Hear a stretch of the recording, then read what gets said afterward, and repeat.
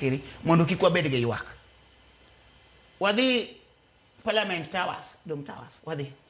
Wandiko barupa ariyo. Achiel wandiko ne the chair, the Parliamentary Education Committee. Machielo wachak wandiko ne the clerk of the National Assembly, because wang'eni the clerk, up to date lady, in short, pok wayudo the result. Pok waneno the result.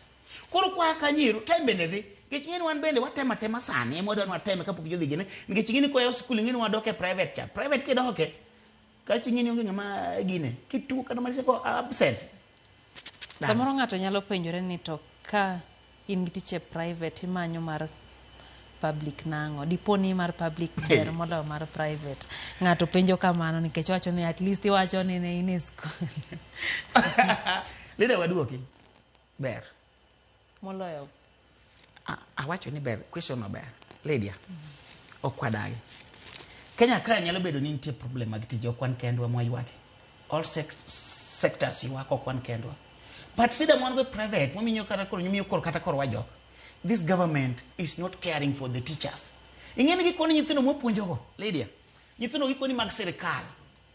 Kendo gichaki wacho nyithindo ma gipuonjogo. Gimiyo gi jopuonj mobedo trend gi serikal.